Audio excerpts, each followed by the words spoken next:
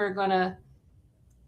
Good morning, everyone. Thank you so much for joining. I am Drs Mhatre. I'm a maternal fetal medicine specialist at Tufts Medical Center in Boston and the director of the MFM Fellowship at Tufts. Super excited to join you today, and always with the editor-in-chief of AJOG MFM, Dr. Vincenzo Berghella. Vincenzo, nice to see you. Good to see you, Mo. Good morning.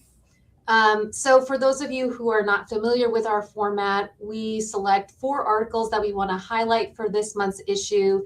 We're highlighting June 2026.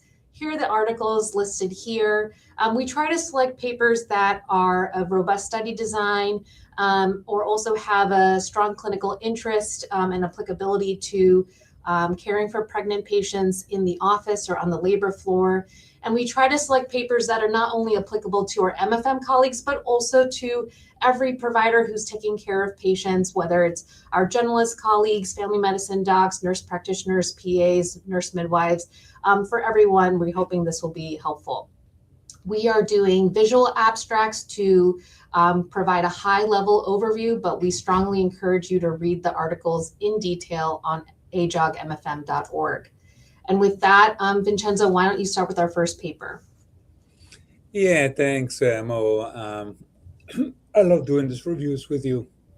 So this one is from Justin Brandt group up in New York, Strategies for Pregnant and Postpartum Transgender Men and Gender Diverse People Assigned Females at Birth in MFM. And this is, a super important topic.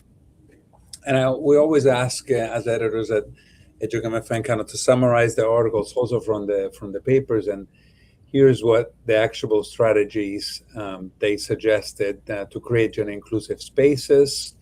And we've had quite a few patients like this, and it's really, really important to make sure if there's somebody that for example, has a beard or is bald or, doesn't look like a woman in the waiting room. I think it's important to be mindful of language choices for ultrasound results and counseling as well, to get better patients ready, to do individualized delivery planning, to support infant feeding goals, to monitor closely for depression and mental health problems, which are more common in this population, and for comprehensive contraception counseling. These are delightful patients to take care of, I find, very committed to their pregnancies. And like the summary you put here at the bottom, it's we need to ensure that all people with potential to become pregnant and give birth have access to inclusive gender affirming care. And again, we found in our experience, you need to make sure people are aware and are appropriate in their attitudes at the front desk, nursing, NSTs, ultrasound, sonographers, students, residents. There are so many people that help. People who want to get pregnant, that are pregnant, have their babies, that it's really important to help them. And I love the flag in the background there.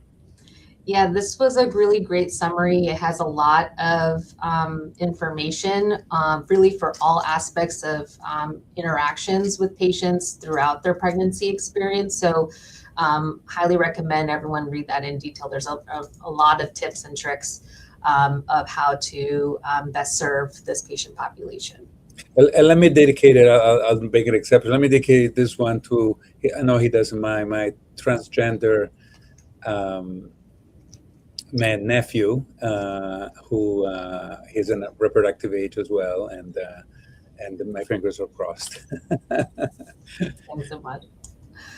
Our next paper is by a study group based in WashU. This is comparison of community level deprivation indices and their association with adverse pregnancy outcomes. So there is a lot of work trying to identify an index that can look at an area with different geographic units and different community level factors to try to identify which, based on where someone is living and their environment or neighborhood, what is their risk of an adverse pregnancy outcome. So there are 3 indices most commonly used right now: the Social Vulnerability Index, Maternal Vulnerability Index, and the Area Deprivation Index. They each use different factors. They each have a different geographic unit. And there are, different papers using different indices, and no one quite knows which one might be the best to apply for pregnancy. And so that's what this group aimed to evaluate. They did a secondary analysis of a prospective study from their center, and using these 3 indices, tried to see which one was most associated with adverse obstetric outcomes, neonatal outcomes, and also looking to see if they were modified by race, which we know is often used in identifying risk for adverse pregnancy outcomes. What they found was that the Social Vulnerability Index, when it's high, which means a low community resilience, that is most commonly associated with adverse obstetric outcomes. The other 2 indices were not. None of the indices were associated with adverse neonatal outcomes. And the SVI was not modified by race, which was nice to see. Unfortunately, none of the indices had a very good predictive capability for actually predicting the risk of adverse obstetric outcomes. And so this might be because it seems to be on a geographic level that's very challenging to identify, what someone's risk is just from where they're living alone. It's not necessarily the right unit. And so I think there's really a search for a better community level measure. How can we identify someone's risk for adverse pregnancy outcomes based on where they're living and the other factors involved? And can we use that to properly identify, who is at most risk, who needs those services, and go from there? So more work to be done in this really important area. Next one, it's on factors associated with appropriate administration of magnesium sulfate for neuroprotection prior to early preterm birth. It's really important to have magnesium on board when you delivered before 32, 34 weeks. It's not always possible. We try to get to as close to 100% as possible. And this paper kind of reviews this center in New York, large center in New York, about what factors associated with appropriate administration for MAG for neuroprotection. You could see it's a retrospective cohort study, singleton gestation 23 to 31 and 6, and that's what the BEAM study covered. Compared those who received the MAG and those who unfortunately did not, and found that actually 83% got it. So I think that this center should be praised. That's pretty high level. You always want to aim for protection, but 83% I think is pretty acceptable. And the reason for omission, especially the first one, was somewhat understandable, delivering less than 2 hours from omission or acute fetal compromise, something that happens very quickly. Mm-hmm. Dr. Rouse, who wrote the largest trial, always taught me, it's important to have the MAG on when you deliver. You can stop it if you don't think they're going to deliver, restart it later on, but really important. So it's kind of a reminder to us that if you have somebody who comes in and has something acute, or the strip doesn't look good, if you're worried, I think this paper says kind of be on the conservative side, start magnesium, and you can always stop it later on if things look better a few hours later. Also, another reason for omission of magnesium was omission for abnormal fetal status, omitted for non-obstetric diagnosis, and a lack of adherence of protocol was uncommon, like we said.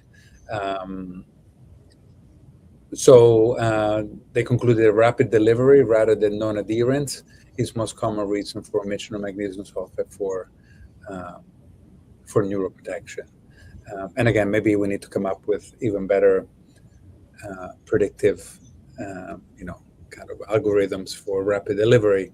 But sometimes it's just impossible to predict.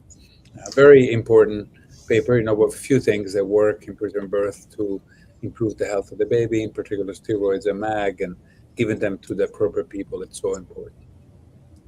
Absolutely.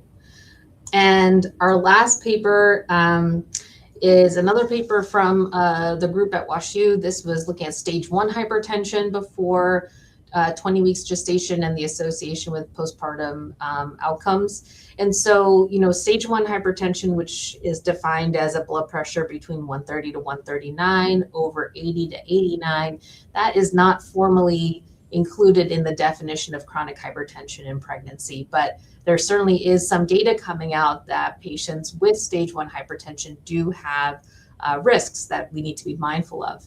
And so particularly for this group, they wanted to answer the association with postpartum adverse outcomes. This was a secondary analysis of a retrospective cohort study where they looked at patients who had stage 1 hypertension before 20 weeks of pregnancy versus those who were completely normotensive. And they found that in the group with stage 1 hypertension, they were more likely to have hypertensive disorders of pregnancy, and that supports prior data as well.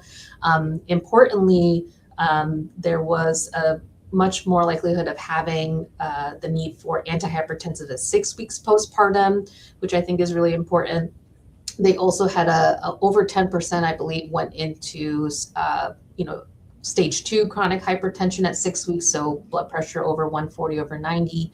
And a number of them also had readmission for postpartum hypertension disorders of pregnancy compared to the normotensive group. So I think it's important, even though it's not part of the formal diagnosis, I think this paper is providing more data that this is still a high-risk population. This is a population that is going to need that counseling, close postpartum surveillance, and really be mindful that these patients are still at risk. Just because it's not meeting the diagnosis criteria right now, I think this is still an at-risk population that warrants further surveillance. And that's all we got for this month. So thank you everyone for stopping by. Vincenzo, nice to see you as always. As always, Mo, thank you. Thank you, and everybody for listening. And a really wonderful paper, so important, the topics. And thanks also not only to the readers and to the audience, but to the authors who continue to send such great work, to AJOG MFM. We thank you really all from the Pink Journal. Have a great day. Thanks. Bye, everyone.